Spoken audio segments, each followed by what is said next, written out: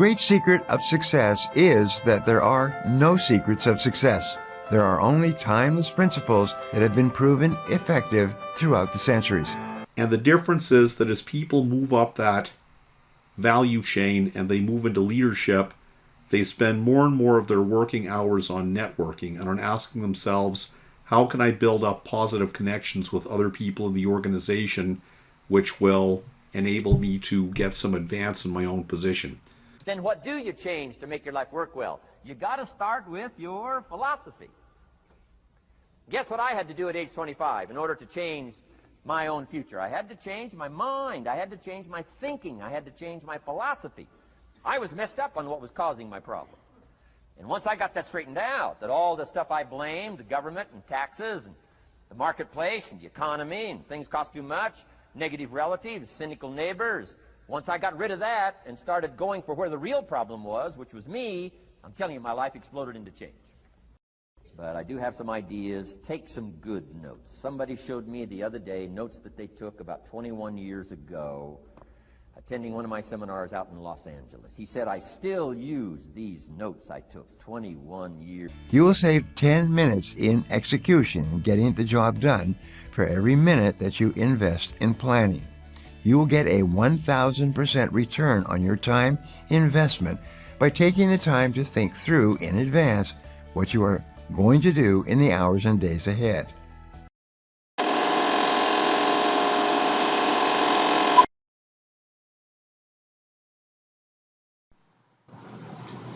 These are some ideas I've put together in terms of the Co-op Preparation Career Search course, and it's based on experiences I've had in many different jobs, and in some of them I was responsible for hiring and managing interns and new graduates. So the basic thing we're looking at here is how do we get our students to move out of the way of thinking that they have as children and get ready to be business professionals. So to bring them into the state where they start taking responsibility for their own career progression instead of being, waiting until they're told what to do. So anyway, I can discuss these concepts in greater detail. Here are some books that I found quite helpful to me, and in terms of being able to communicate and understand different ways of processing information and of presenting oneself effectively as a professional person. And I have a lot more material behind this. If it's regarded as being valuable, we can develop it, and I can work on packaging some of this stuff for the CPP course. Now, one of the core things I was looking at here was how do we get students to use LinkedIn as a way of studying what other graduates have done to see what their first job should be, and to get them to develop a way of thinking which emphasizes thinking about the long-term perspective of one's career development path. So anyway, I hope this is of some value. If you like, we can talk about it in more detail, but I wanted to provide a preview of some of the things that I did when I taught CPP in the last term. And I'd like to keep working on it. If that's regarded as something valuable, let me know. We can work on doing that. Anyway, have a nice day. You're being lied to. What I mean by that is, as you've gone through your life, through school and growing up as a child, people have told you their ideas on what's going on, and some of them have been valid, and some of them not so much. But you've gotten to a point where you need to start filtering out the misinformation and focus on what's good for you. I've been asked to make some comments to the graduating class, and that's a big responsibility, so I spent a lot of time thinking about what I should say and how I should say it. And here's kind of an outline of what I'd like to go over. And I'll make this link available if you want to follow up on it later. Here's the key pieces of advice I would give to you in order to achieve success as you start going forward in life. Step number 1 is act with integrity and take extreme ownership of everything you do. And there's a good book I've read that I encourage you to read as well. Own your mistakes and be harder on yourself than anyone else, but be easy on others. Spend 10% of your income on stuff to make yourself better. Could be training, seminars, courses, books, or other material to stimulate your thinking up to a higher level. Set the agenda, right? Because as you've gone through school, your parents and your teachers have told you what to think and how to do it. And I'm going to suggest you don't follow the agenda of anybody except yourself. See yourself as being the president and CEO of You Personal Services, Inc. Have 6 independent streams of income so you're never dependent on any one thing. Learn how capital markets work, develop financial skills, and as you go through life, not at the beginning, maybe not for the first 10 or 15 years, but see yourself as being somebody who owns businesses. You own your means of production. You're not dependent on other people to control it. Develop a valuable specialty. Be the go-to expert on something people need. Invent your work. Do not rent out your time. Here's a piece of operational advice I will give you in terms of your immediate concern, which is getting the job. Develop an obsessive, fascinating interest with some one particular topic, and then keep chasing after it. Look for ways to connect directly with decision makers, and now you can do that very easily through LinkedIn. And right now we're on this quarantine lockdown thing, which I get is aggravating. Hopefully it's going to go away at some time. I'll tell you some of the things I've done in the past, which is to drop off resumes and applications directly at specific companies I wanted to work for. Just give it to the receptionist, say, butter them up. I know you're the key person around here who makes everything happen. Could I ask you to put this in the hands of the right decision maker? I'm looking for a job in so-and-so. And go and research the company, right? And you have so many opportunities now, things like highbeam.com and LinkedIn and the public library. You can get access to all sorts of market intelligence databases that would cost thousands of dollars if you wanted to subscribe to. So know the target, know the company, take advantage of all the open source intelligence, and these days I guess it has to be mostly through email, but look for ways to connect directly with the decision maker. Do they have a blog they've written? Have they written books? Go and spend $10 to buy their book on Kindle and read it. So when you speak to them, and don't be too blatant or over the top about it, but drop in a quote from their book and say, I read this in your book and that was really meaningful to me. Look for ways to show people that you have some interest in that position and that job, more than just writing your name on a piece of paper and saying, please give me a job. And develop an obsessive interest on some problem the company has or some technology they're learning how to use. For example, if I was your age right now, this marketplace, this condition, and I wanted a job, I would learn everything I could about Power BI, Excel, MS Access, SQL, and Power Query. Because data skills are things that pretty much every company needs, right? It's a thing you can do from home, working by remote, and a lot of their older people are big experts in specific areas. They don't want to learn new technologies like Power BI. So I'm suggesting that your window of entry, your opportunity of entry, is going to be on some new technology, right? For me, back in 1993, it was HTML and web services. For you guys, you can go to meetup.com, right? They don't have them physically right now. They have them through Zoom. You guys know what meetup.com is, right? So there's communities that focus on pretty much everything you could name: manufacturing, fintech, information technology, data reporting, analytics, mobile application development. So become obsessively interested in a company or an industry coupled with a technology. Think and live in that state all the time. See yourself as already doing that job. Come up with some little practice projects. Maybe create and publish a blog. So if they search for your name, they see some stuff related to that. And then when you talk to the decision maker, be interested, right? So talk to them, Mr. Smith, Mrs. Jones. I'm really excited to work for XYZ company because I really love working with data analytics and I love working with Power BI.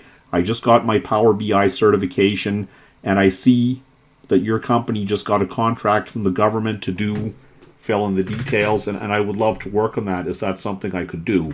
Right? They say in sales, always drive for the close. Always conclude a sales meeting, which anytime you're talking to somebody about something that you want them to give you, it is a sales meeting, always close and ask for the job, right? Is that something I could do? Right? Would you hire me? Could you recommend me to speak to some decision maker who can hire me? Can I come and work for your company for 2 weeks? You don't have to pay me, and I'll do some good work that needs to be done. Right, I guess they call that an internship now. And if You're not happy with me, that's great, I'll say goodbye, and if you are, then we can talk about it. So look for ways to get obsessively interested in specifics. And in fact, the more specific and the more focused you can make your obsessive interest, the bigger it's going to pay off. Many years ago, when I was studying electrical engineering, I wanted to buy my own test equipment, an oscilloscope and a signal generator and some other stuff we use, because even back then, nobody had told me about this. But I got the idea that extreme ownership of what you're doing is pretty important, so I wanted to have my own equipment to do my experiments on electronics at home. And I met a guy, and his name was Sal. I met him through an amateur radio club meeting, right? Because back then we didn't have meetup.com, but I thought if I want to work in electronics, if I go to amateur radio club meetings, that's probably people working in electronics, so that might work. We'll see about that. And I met him, and I told him, and he said he was retiring, and he said he's got equipment to sell, so I arranged with him. He gave me a good price. And when I went to pick up the oscilloscope, he told me one of the top pieces of advice I've ever heard in my life, which is he said, you need to get very interested in something very focused, and what it is doesn't really matter too much. He said to me, I was about 20 at the time, he said, son, when I was your age, I decided that I wanted to be the biggest rebuilder of TV tuners in North America. You guys don't know what TV tuners are because you watch Netflix. Back in the old days, in your grandparents' time, they had these boxes called TVs. And it had this thing, you click, click, click, you change the channels. Those were sort of like websites, but not really. They were channels. They were portions of bandwidth on the EM spectrum. Anyway, because they were manually turned a lot before they had electronic tuners, they got worn out. And Sal said he wanted to be the biggest rebuilder of them in North America. And you may say that does not sound like a very grandiose goal, but he said it worked out for him, right? He said within 10 years he achieved his goal. He owned 3 houses, and buying a house should be on the top of all of your list, by the way. In Ontario, first-time buyer, 5% down. Have multiple streams of income. A house is one of them. Anyway, he said that was his goal, and he achieved it, and he sold that business, and he went and started other businesses. So be entrepreneurial and look for ways to work for yourself and invent your work rather than renting out your time. Right? There's so much I could tell you, and I'm trying to condense it down into a little bit of time for this video, but those are some of the key things I think you need to hear about. Study the great communicators, and I'll give you some references that I follow, such as Jim Rohn, Brian Tracy, and Zig Ziglar. Invest in yourself, have written goals. Top executives spend thousands of dollars each month on coaching. They hire people to keep them accountable on what they should be doing and how they should be doing it. Never stop thinking and learning. There will be more opportunities to generate wealth over the next 20 years than the human race has ever seen. So see yourself as being an entrepreneur in whatever job or endeavor you do. If you're an employee at a company, see yourself as being an entrepreneur within that role.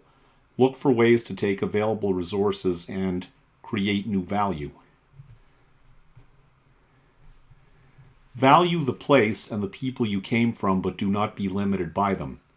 Your parents, God bless them, they were hardworking people, they raised you, but do not be limited by their ideas they may have passed on to you about how the world works. Top achievers, influencers, and success people read 50 books a year.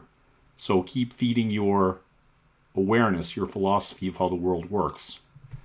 Study classical literature and understand the world you're living in.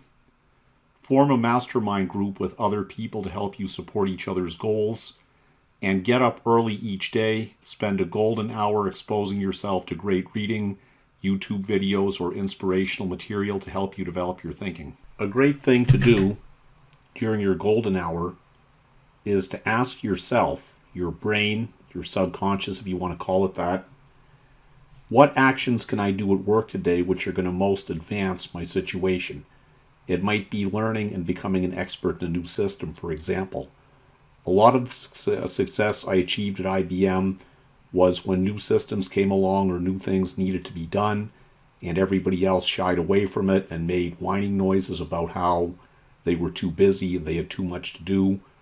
I took it, right? I jumped on it, I grabbed it, I printed out the PDFs and read them and studied them, and I became the expert on that system. And sometimes it fizzled away, right? Sometimes that system wound up never being used for anything.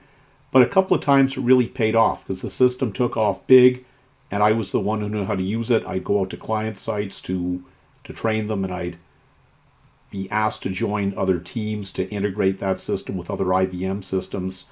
So never shy away from an opportunity to get good at something which is needed at the place where you're working. And a lot of the people you work with, in fact, I can say almost all of them, are not going to be spending their mornings asking what they can learn that's going to advance their situation. They're going to be whining about their manager, their coworkers, how hard the job is, and nagging and carrying on. And the human brain, which, by the way, that's something you should go and study because most of you do have very fine brains, so you can learn how to use them better. There's a thing here at the back of the skull called the medulla oblongata, and it controls breathing and respiration, and it also controls your self-image. And it's a fact of human psychology that if you formulate a self-image of yourself, your brain will do whatever it takes to make that self-image get actuated in the real world. A smart guy, William James, about 100 years ago, a psychologist, did a lot of research on that. I'll leave you to go and do your own reading. But when you write your goals and when you write your outcomes every morning during your golden hour, your brain is going to actuate ways to make that happen. So make sure you're setting the right goals and you're asking yourself the right questions. If the question is, why am I stuck in this stupid job I can't stand? Your brain will come up with good answers to tell you why you're stuck in a stupid job that you can't stand.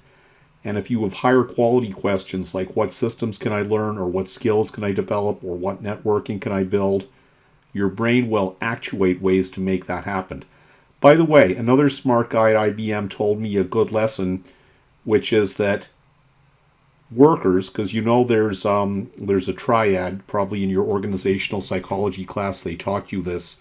They say in every company, the majority of people down at the bottom of the income, bottom of the status pile, the lower 80%, they do most of the work and they get the lesser amount of income, and they're what we call the do level of the stack, right? They do stuff. And then above the doers, we have the managers, and above the managers, we have the leaders. And the leaders, to be honest, don't do that much work. I mean, they do visioning, they do creative planning and so on, so they do a lot of brain work. They're not the ones there at 3 o'clock in the morning getting the database problem fixed.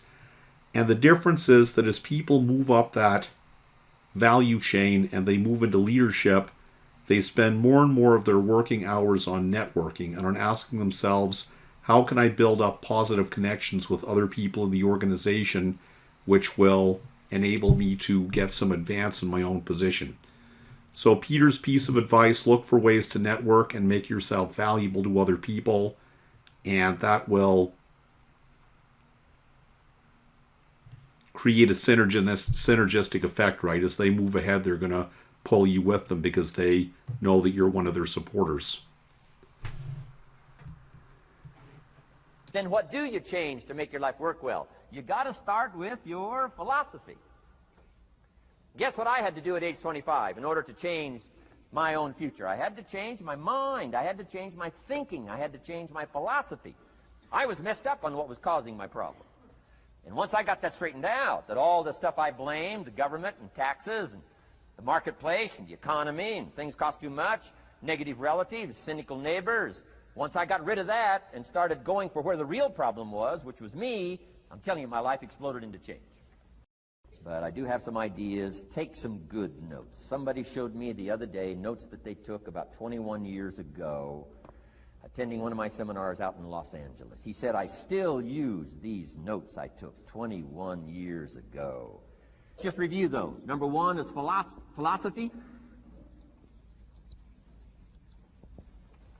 Philosophy, as I taught the last time I was here, philosophy, in my personal opinion, is the major determining factor in how your life works out. Philosophy. To form our philosophy, you got to think. You got to use your mind. You got to process ideas. And this whole process over a lifetime, starting way back here when we were children, schools that we've attended, our parents, our experiences, all this stuff that we've processed by the thinking process. helps to develop our philosophy. And in my opinion, each person's personal philosophy is the major factor in how your life works out. Hello, I'm Brian Tracy, and today I want to talk to you about one of the single best qualities that you can develop for success. Actually, it's the best quality and the most important quality, and without it, nothing is possible. There's one special quality that you can develop that will guarantee your greater success, accomplishment, and happiness in life. Of 1,000 principles for success developed over the ages, this one quality or practice will do more to assure that you accomplish wonderful things with your life than anything else. The quality is so important that if you don't develop it to a high degree, it's impossible for you to ever achieve what you are truly capable of achieving. The quality that I'm talking about is the quality of self-discipline. It is a habit, a practice, a philosophy, and a way of living. All successful men and women are highly disciplined in the important work that they do. All unsuccessful men and women are undisciplined and unable to control their behaviors and their appetites. And when you develop the same levels of high personal discipline possessed by the most goal-oriented, successful people in our society, you will very soon begin to achieve the same results that they do. It's no miracle. All great success in life is preceded by long, sustained periods of focused effort on a single goal, the most important goal, with the determination to stay with it until it is complete. Throughout history, we find that every man or woman who achieved anything lasting and worthwhile had engaged in long, often unappreciated hours, weeks, months, and even years of concentrated, disciplined work in a particular direction. Fortunately, the quality of self-discipline is something that you can learn by continuous practice, over and over, until you master it. Once you've mastered the ability to delay gratification, the ability to discipline yourself to keep your attention focused on the most important task in front of you, there is virtually no goal that you cannot accomplish and no task that you cannot complete. I have studied successful men and women for more than 40 years, and in the simplest of terms, successful men and women are those who work almost all the time on high-value tasks. Unsuccessful men and women are those who waste their time by wasting the minutes and hours of each day on low-value activities. You see, there is a crowding out principle in time and personal management. It simply says that if you spend all of your time on highly productive tasks, by the end of the day, you will have crowded out all the unproductive activities that might have distracted you from your real work and from what's really important. On the other hand, if you spend your time on low-value activities, the reverse happens. Those low-value activities will crowd out the time that you need to complete the tasks that can make all the difference in your life. And the key to this attitude toward time and personal management is always self-discipline. There are several disciplines that you need to develop if you want to achieve your full potential. The first of these is the discipline of goals. This means that you sit down with a pad of paper, a pen, and ample time to think. You think through and then make a written list of all the things that you want to accomplish in the next 1, 2, 3, 4, and 5 years. You organize the list into the various areas of your life, your career, your money, your family, your health, and the other parts that are important to you. Interestingly enough, if you can be clear about your goals and write them down, there's nothing that can stop you from achieving them. But if you're not clear, that means that you haven't written them down, there's nothing that can help you. You set priorities among your goals and rewrite your lists so that your most important goals are at the top. You then take a separate sheet of paper and you make a list of all the things that you can think of doing right now to move you toward the attainment of your most important goals. Fully 97% of adult Americans are trying to live their lives without clear, specific, written goals. This is the same as setting off across an unknown country without a roadmap.